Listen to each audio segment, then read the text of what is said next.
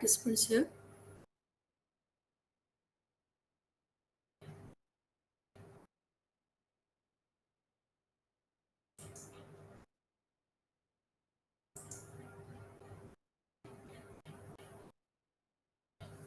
So you can ask anything that you want to discuss,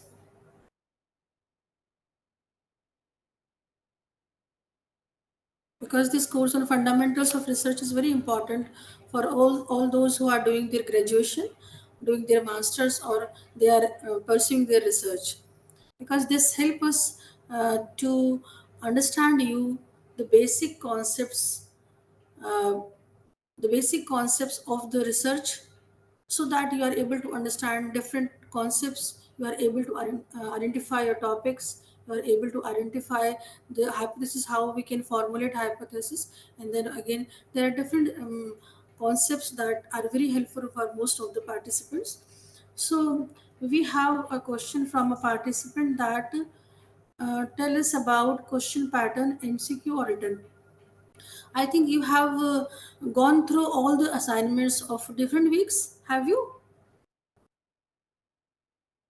Because this is a 12-week course, and for every week there is a assignment, and this assignment is of multiple choice questions. That is, there is a question, and there are four options of that. You have to choose the one that is most appropriate, and the final examination is also on the same pattern.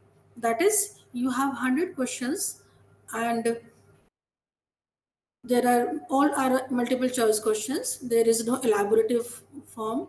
There is no written. You all the questions are in MCQ format. That is multiple choice questions. Four options are there, and you have to choose only one. That is, according to you, is the most appropriate answer of the question. Anything else that you want to know?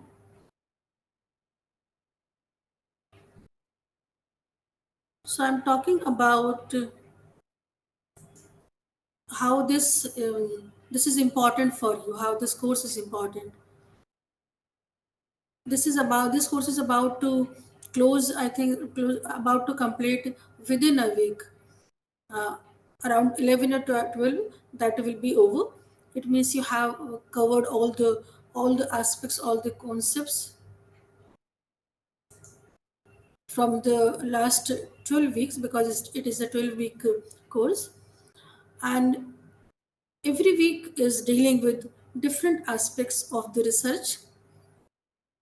Every week is important for all the participants. If you are serious, you are attending all the lectures, all the videos of the course, and also making your notes, then it will help you in understanding different concepts, and uh, also help you to resolve different queries that are related with the research. Another one is that you want to know that any other material apart from the videos which need to read from exam for exams. I have to provide you I will provide you all the lectures. Not me, basically, MOOCs and the same platform will provide you all the written material, because we are going through, we are, we are making, we are preparing the material for you that will help you for your exams. Anything else? So I'm talking about why this course is important, because as I have I have experience of 25 more than 25 years of teaching, and I know that most of the students who want to do some research, they are not aware of different basic concepts of the research. And when they got admission in the PhD course, suppose, then they do not know how to prepare their topic, how to review literature, how to formulate a hypothesis, and how to choose different sampling methods, and how to choose different research design. And they do not know what is the relationship between a research design and the objectives of a research, or the goal of the research. Because there must be an alignment between the research design and your objectives. If you are planning a research that is in alignment with your research objectives or the goals, then it will help you to decide which research design is appropriate for you, whether it may be experimental design, maybe correlational design, or it may be quasi experimental, or there are different other categories of study designs that you have already studied. So this we can decide only with the help of the research objectives that we have, and with the help of this it becomes easy for us to decide which design we are using and what would be your hypothesis accordingly.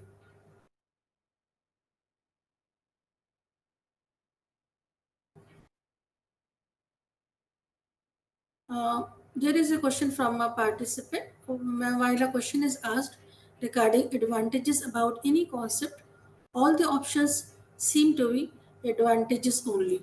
But what option should be given more preferred?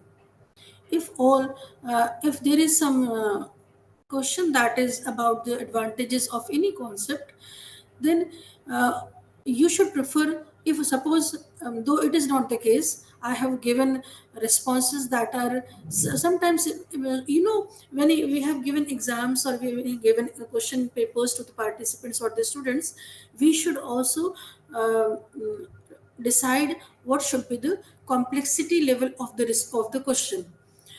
If certain questions are very simple to the participants so that they can easily answer, and certain questions are complex in nature, it means they do have certain options that are similar.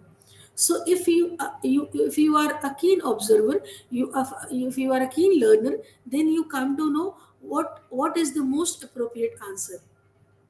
So my suggestion is, when you are listening to the lectures or the videos, you should make notes also, so that you are able to understand what is the important advantage or important point that is related to a specific concept.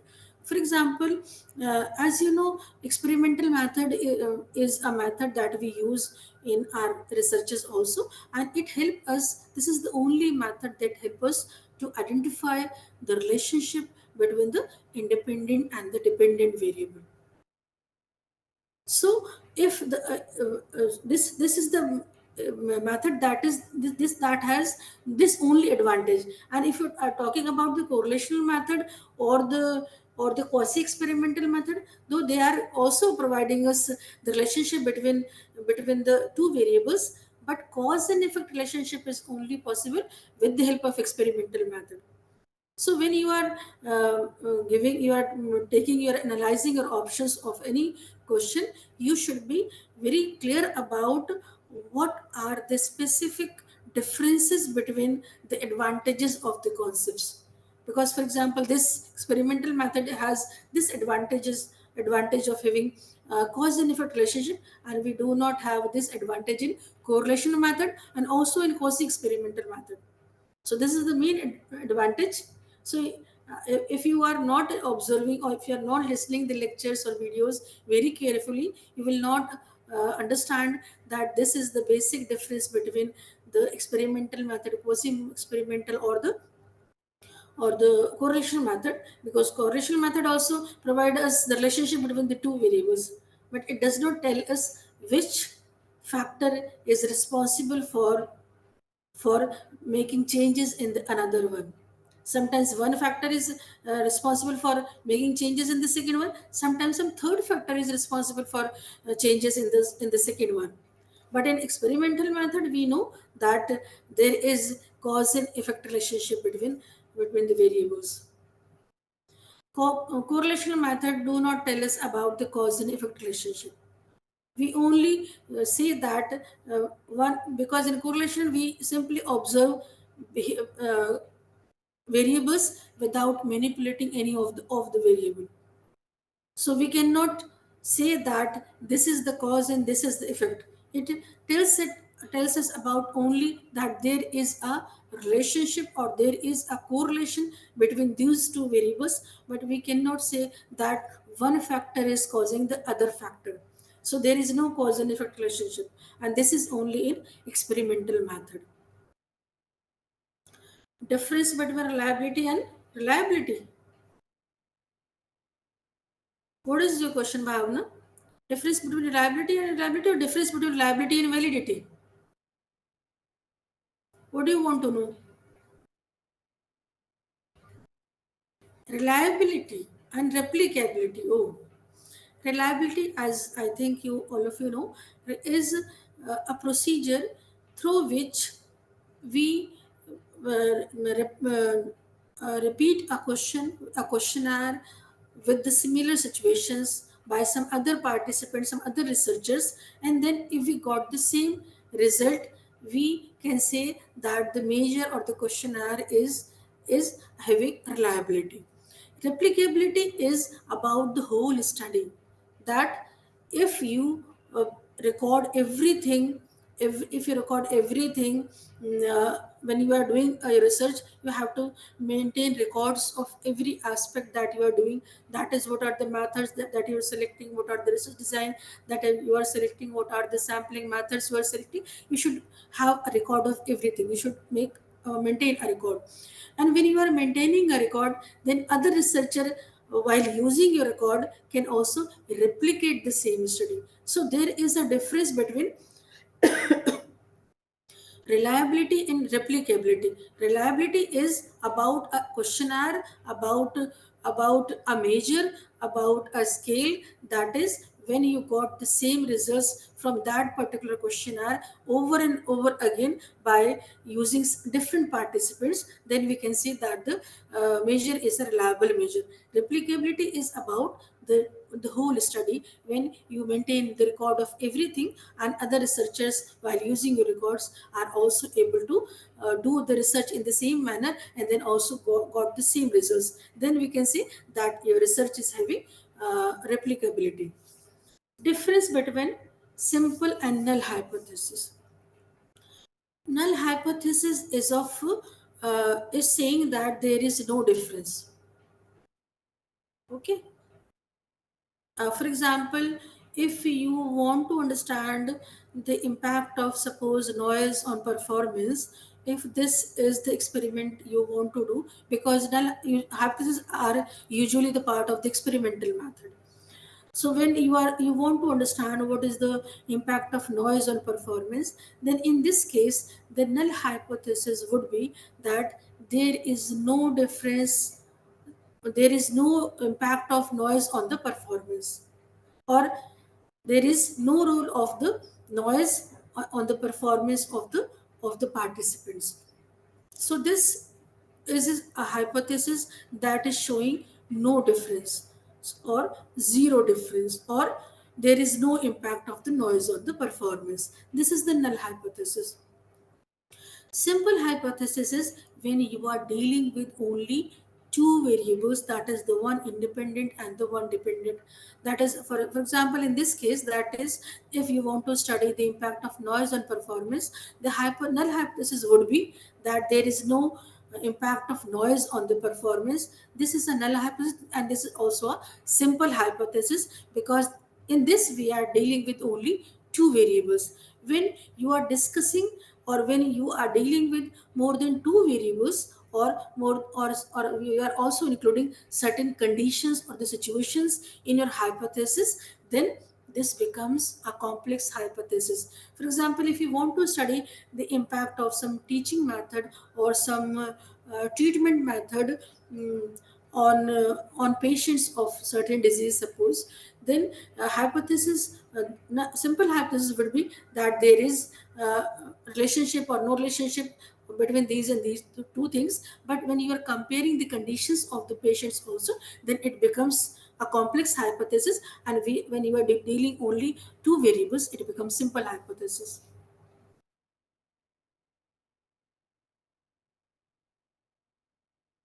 What is the ideal time limit of longitudinal study in social sciences?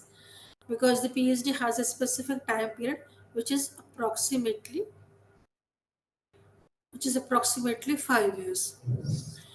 Longitudinal studies we can do also for a period of 3 or 4 years also, because all studies do not require a period of more than 5 years, 10 years. Sometimes certain studies can be conducted within a period of 3 or 4 years. So that is also a longitudinal study.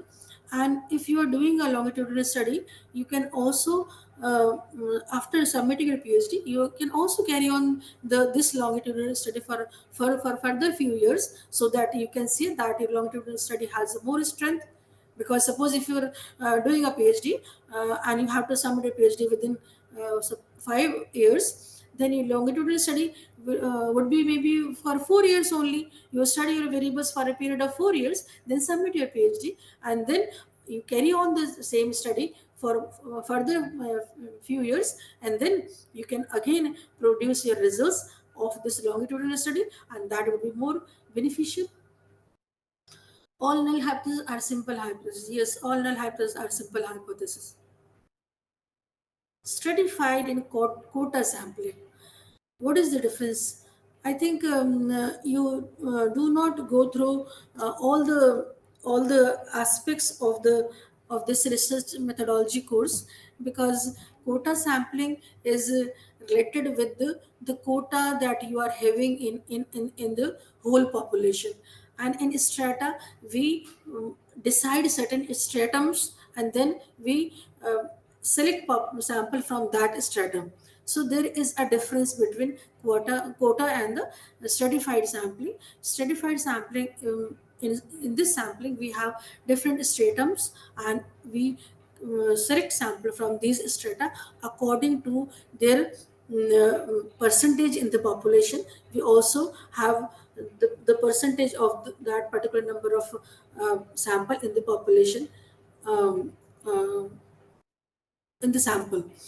And in quota we also have different categories of different quotas, different number of participants in different categories of participants in a population, and then we decide on the basis of their percentage in the sample. So there is a difference between quota sampling and stratified sampling.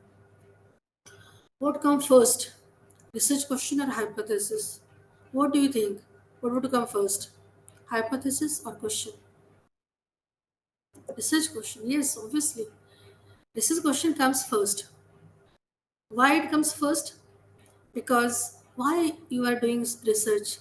You are doing some research because something bothers you, or you want to know something, you want to understand some concept, you want to know certain phenomena. So you want to do something, that is why you are into research.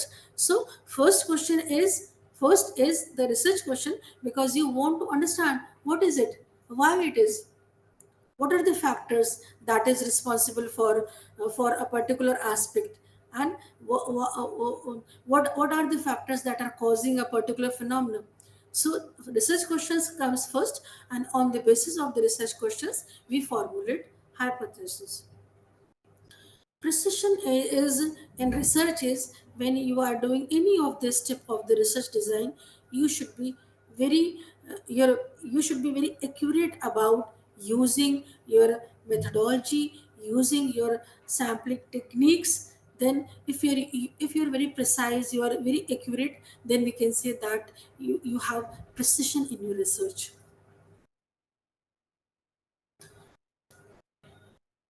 Anything else? So precision is when we are accurate about selecting our methods and using our methods.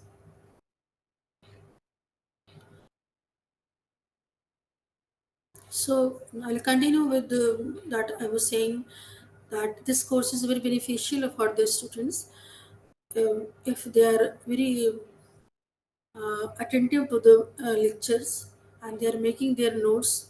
This will help them to understand different concepts, and these concepts help them when suppose they are doing some research work or PhD. When they got admission in the PhD, then it becomes easy for them to identify a research problem, to identify a research aim, and then to formulate research questions, and also how to review the literature.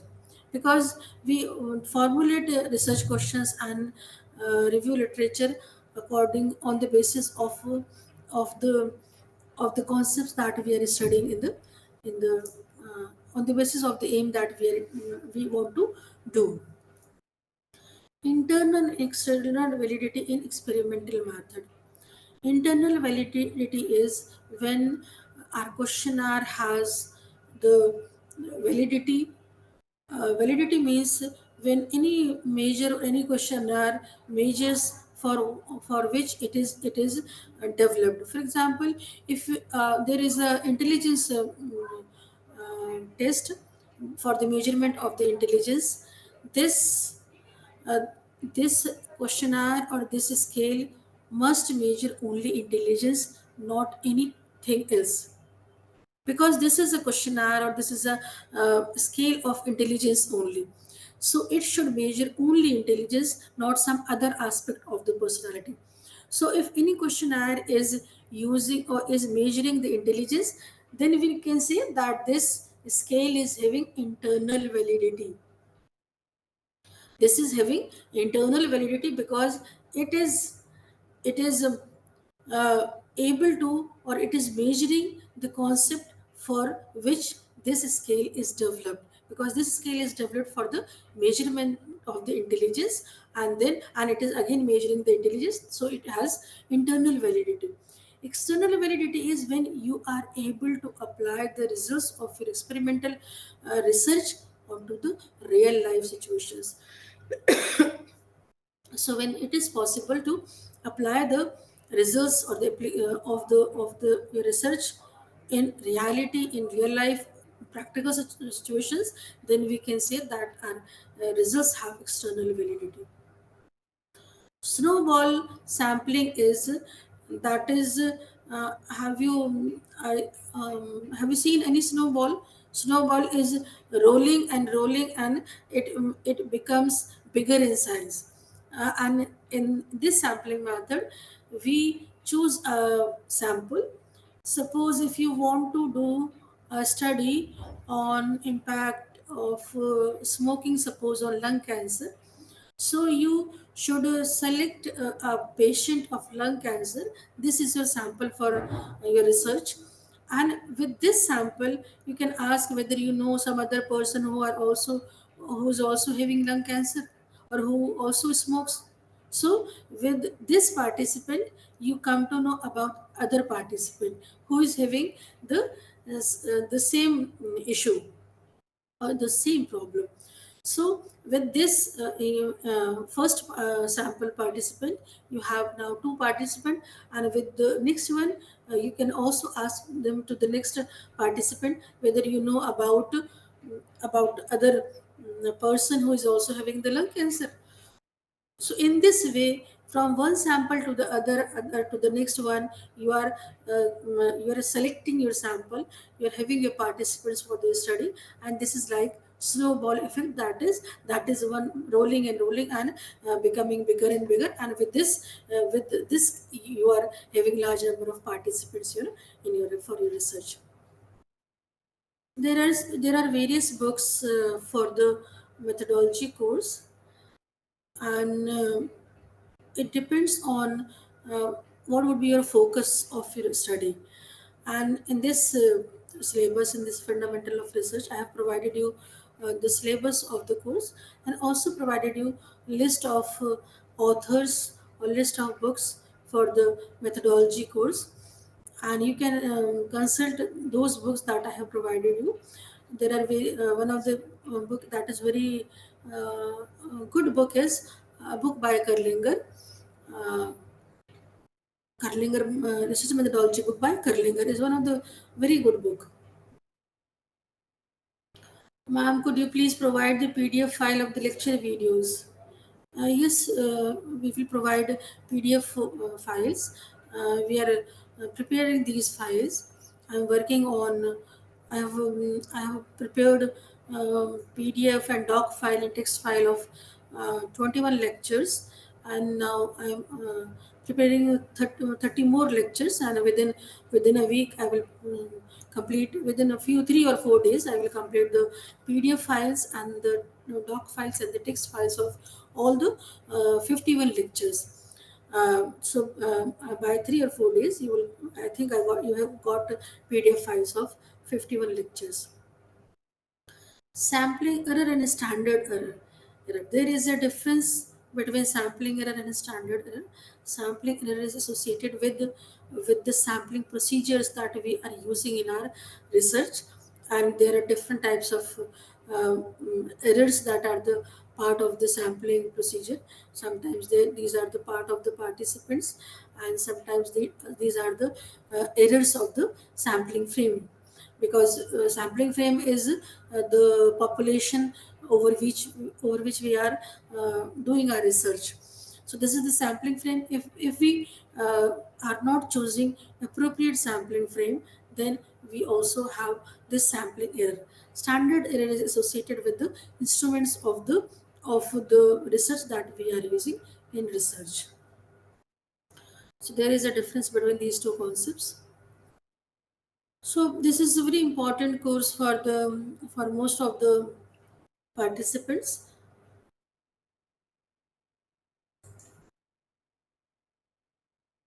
Only 8 attendees are there. You have got a link of this meeting, I think, a day before yesterday. But out of so many participants, only 8 are there. It shows the seriousness of the participants.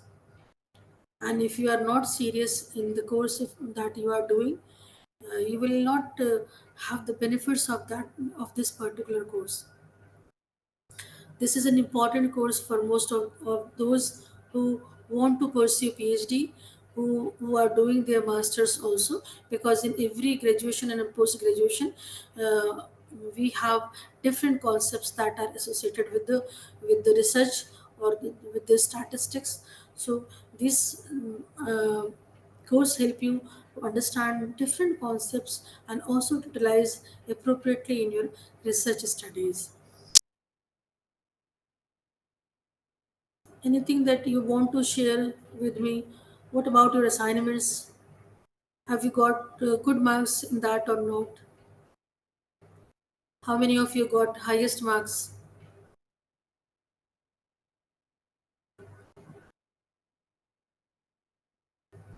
Or do you find this course beneficial for you or not?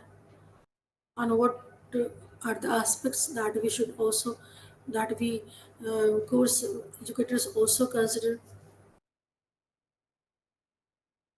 Yes, ma'am. Yes, Tejaswari. Tejaswari is saying that yes, ma'am. For what you are saying? That this course is beneficial for you, or you have got highest marks. You've got highest marks in your assignments. Tejasvi?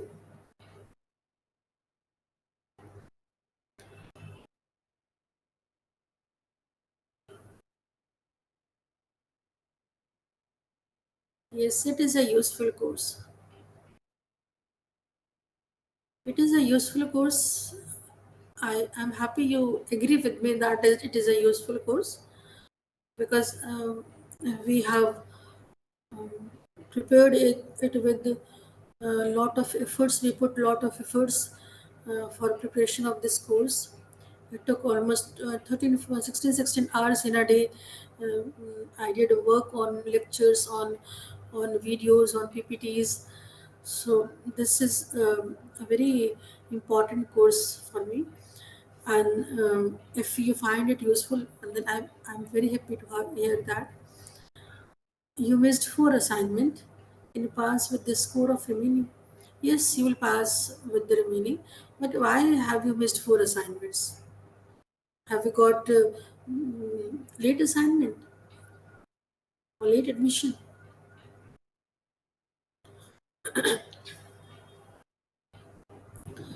Tejasvi, you're doing research from which industry you're doing research? Tejasvi, in which Anna University? Okay, you had your college exam and dissertation work, Chennai. So this is helping you in all your aspects on your all the steps of your research. So it is good that it is helping you, and because my basic objective is to help you out, understand the basic concept, because these are the basic concepts of every research process, and most of the research scholars, most of the students that are doing masters, even they do not know the differences between even the difference between null hypothesis and the alternative hypothesis. Sometimes they find it difficult how to differentiate even a null hypothesis with the alternative hypothesis. And when they do not know the difference, how they can formulate a hypothesis? Because for your research, you have to formulate certain hypotheses, and even if they do not know how to review the literature. And why we formulate a research hypothesis, and why we have to formulate a research hypothesis, why we formulate a null hypothesis, and why we are formulating an alternative hypothesis. There are certain reasons, certain factors that we sometimes use null hypothesis and sometimes we use alternative hypothesis. This is not random case. Sometimes you use null or sometimes you use alternative. This is not random. This is we use before formulating a please explain reason why we formulate null or have alternative. Yes, I will explain you. Before deciding any hypothesis, we must review the literature. That is, we must review previous studies that are associated with the variables that we have chosen for your research. And with this review literature, you come to know what are the previous studies, past studies that what are the results that previous studies have obtained, and what are the hypotheses they have formulated, what are the research questions they wanted to resolve, wanted to answer. So when uh, when you review your literature appropriately, then you come to know what are the differences in the what are the gaps in the research. That is, you know that there this is a factor that is responsible for this factor, but there are certain other factors that are also responsible for that dependent one, suppose, for that variable. And with the help of the review of the studies, you come to know the gap, the differences that are there in the explanation of the phenomena or of the research of the results, that you identify these gaps, you identify with the help of review literature. So you review literature help you to identify, but these review literatures also help you to formulate your hypothesis. Because when suppose you are doing some explorative studies, suppose, and there are no previous studies, or there are very few previous studies, suppose if we take any of the example, suppose if you say that noise has impact on performance. Suppose if you review literature in this specific example, for this specific example, you will come to know that noise will have negative impact on the performance. So this is not an explorative study. But suppose if you do not have past studies in this specific case, then you can say that this is an explorative study, and you do not have previous results, previous studies in this specific for this specific concept. Then you formulate null hypothesis. Then you formulate null hypothesis when you are doing some explorative study, or when you do not have, when you have very few past studies or previous studies are very few in number, then you formulate null hypothesis.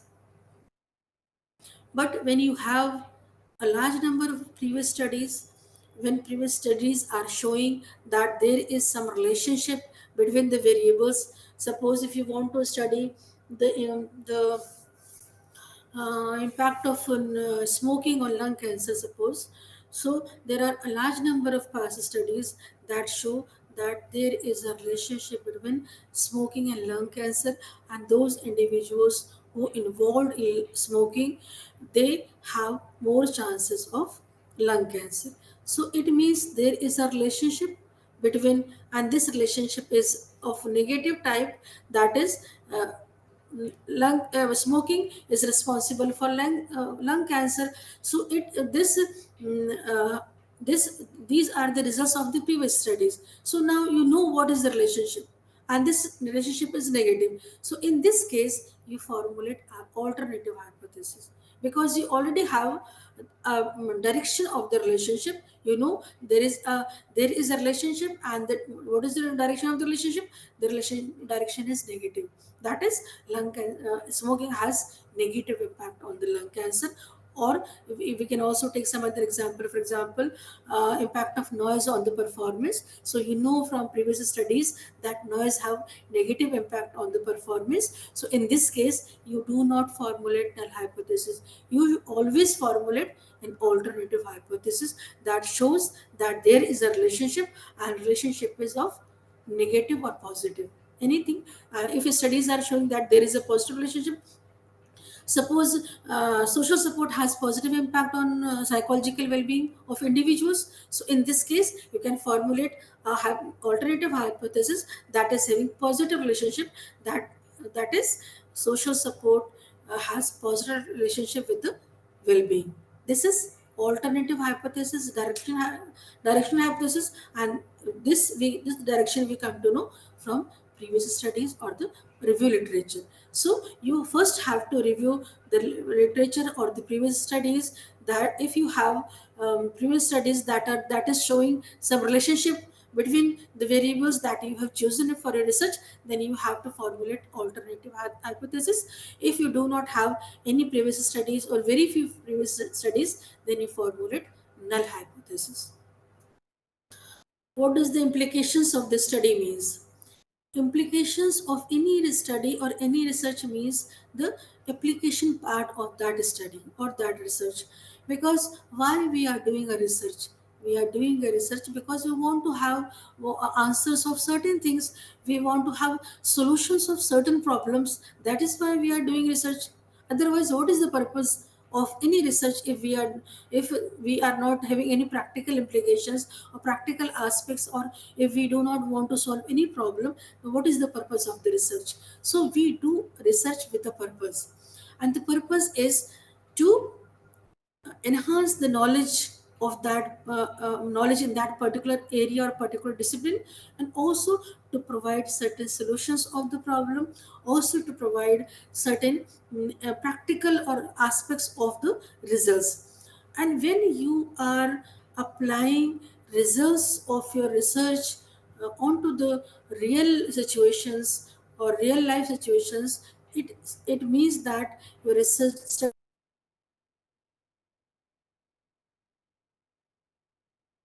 is having implications in the real life. Implications basically means applications or practical implications of your results in real life. So when you're providing, so in research there is a chapter that is about the implications of your research, and that deals with the import application of your results in the real life. Suppose if you are doing research on suppose in this example on impact of smoking on lung cancer. Suppose if you are doing a research, you have completed research on this topic, then what would be the implications of this research? The implications shows the suggestions that you have got from your results. You have got from your results that those individuals who smoke less, or who have good health, or whose diet who are taking nutritious or balanced diet, they have less chances of the lung cancer or the development of the lung cancer. These are the results of your research study. Suppose then the implications of this research studies are that that can be applied to the real life. So, and these implications are for the doctors, for the practitioners, that they can suggest patients of lung cancer that you should focus on balanced diet. You should not you should maintain good health. You should smoke less number of cigarettes, so that you have less chances of lung cancer. So when your results of your results research are used by others also to solve the problems, to help the patients, in this case help the patient to deal with the occurrences or the development percentage of the cancer, this is helpful for the patient. It means the research is having implications that can be applied to the real life also. Okay. Anything else?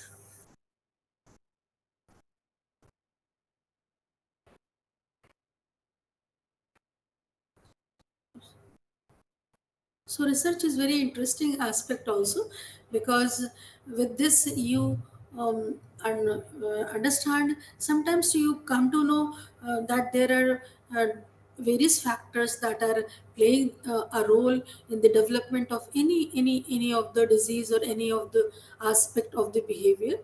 And sometimes through previous studies we come to know that there are only few factors that are responsible.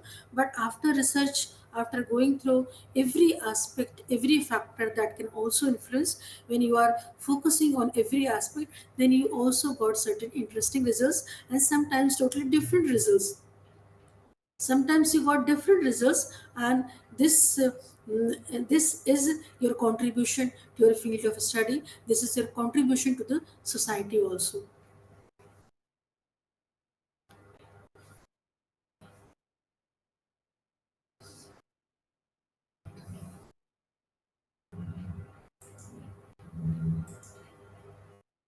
So anything else?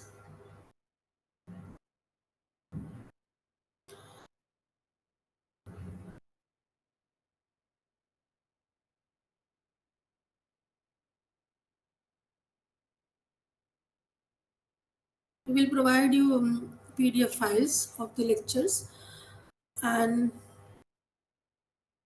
we also provide you study material that will help you in your examinations, and that will also help you in any of your researches. And you will have you have registered for the examination. If you have registered, then you know what is the exam date. I think it is 26th of October, exam date. That you come to know through announcements also, because announcements are always there related with the different activities. As you have got assignments for the 12 weeks, you have also got the examination sheet. That is again multiple choice questions, and you have four options. You choose one of the most appropriate one, and you will got your marks in that. uh, if you have missed your four assignments, yes, I think you can pass if you continue with eight assignments, you can pass. But when you are doing a course, I think these assignments are very simple. It has hardly few questions are there, 15, hardly 15 questions are there, and all are multiple choice.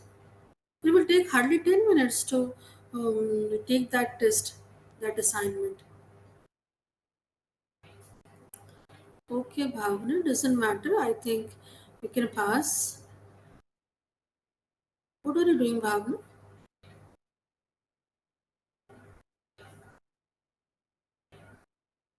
Doesn't matter, Bhavna. Don't worry.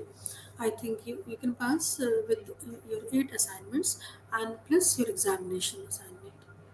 Your examination. Are, are you also doing a research, Bhavna?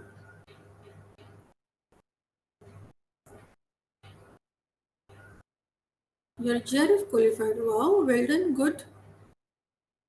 Very good efforts. It is writing a research paper. Good. Are you also a research scholar? No. You are trying to got admission in any of the PhD course. Just did a dissertation of masters. Okay, MCom, MID. Okay, okay. We're in education. So we use experimental method also in quasi experimental method, basically when we want to know the impact of different teaching methods on the performance of students. We use quasi experimental method because this help us to assign participants not randomly, Okay, not randomly, but on the basis of the characteristics they are having with them. So also you have completed a master's in psychology also.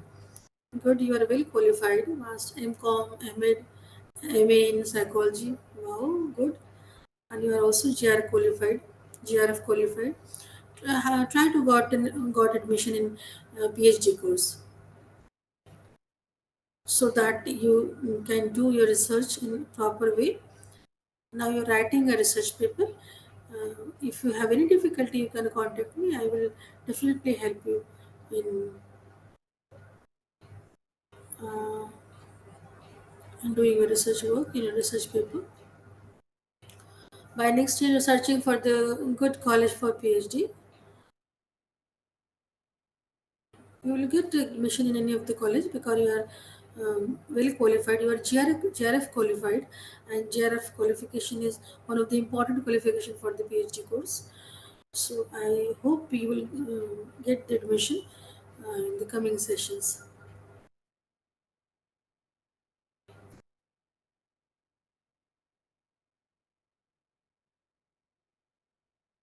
You want to contact me?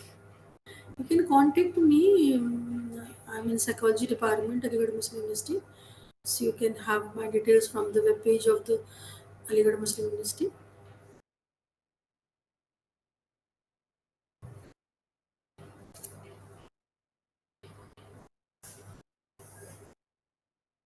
So,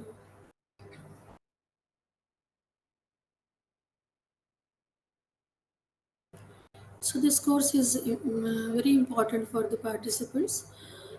There almost 2,000 participants have registered for this course, and they are getting benefited by this course. Qualitative, do the qualitative study needs hypothesis?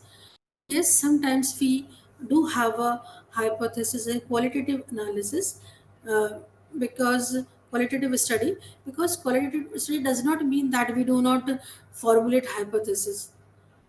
We are in qualitative studies we are not dealing with the numbers, because in quantitative we are dealing with the numbers. In qualitative we are observing the qualitative aspects, how participants are responding, what are the non-verbal cues that are very important for the research.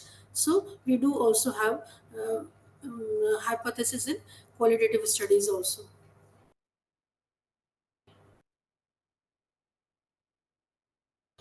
Yes, in philosophical we do not.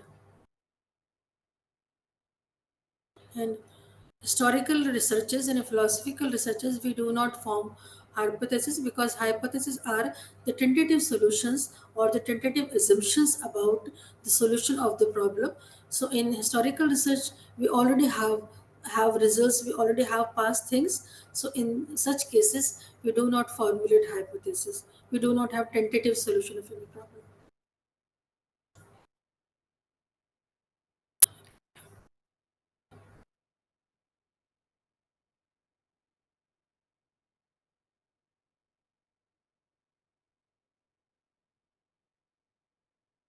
Everything is there in the lectures, in the videos. You can go through every lecture, every video carefully, and you come to know the differences and different aspects.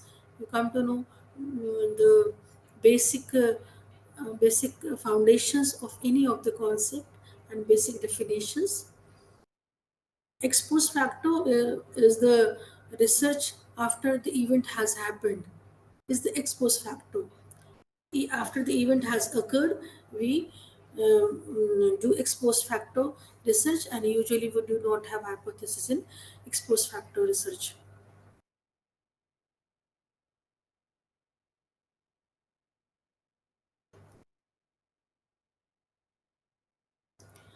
Suppose if some incident occurred, suppose some accident occurred, suppose, then you are studying the factors that are responsible for this accident. This is ex post facto research, when the event has occurred and you are researching that event after it has happened. So you you are doing your exposed factor research.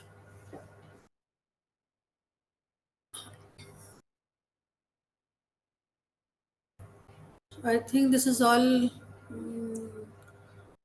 for today. If you have any difficulty, you can also uh, mail me, because you have this interactive panel is there, discussion forum is there. You can also post your queries. You can also post your difficulties or confusions there. We'll be always there to help you out. I'm always there. I always provide you answers related to your queries, related to your confusions. So anything you can post me. Mm, and this is, I think this is, we come to end with this session. Thank you so much. You have joined and you have asked so many interesting things. I think your confusions are now got cleared. You have better understanding of the course of the participants after this interactive session. This is helpful for you.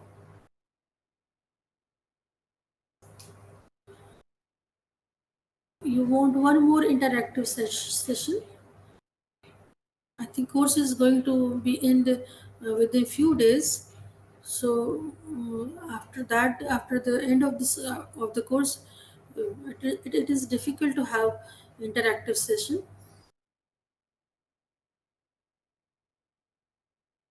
If you have any difficulty, you can post your difficulty to the discussion forum.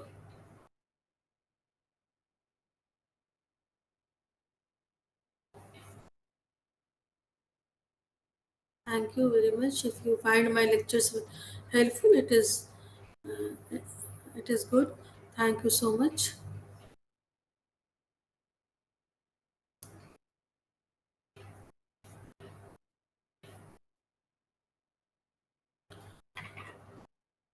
Thank you all for joining this interactive session and taking advantage of this.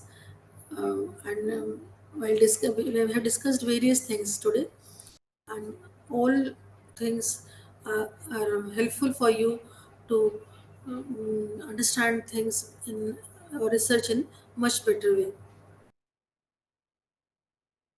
Thank you so much. Thank you all.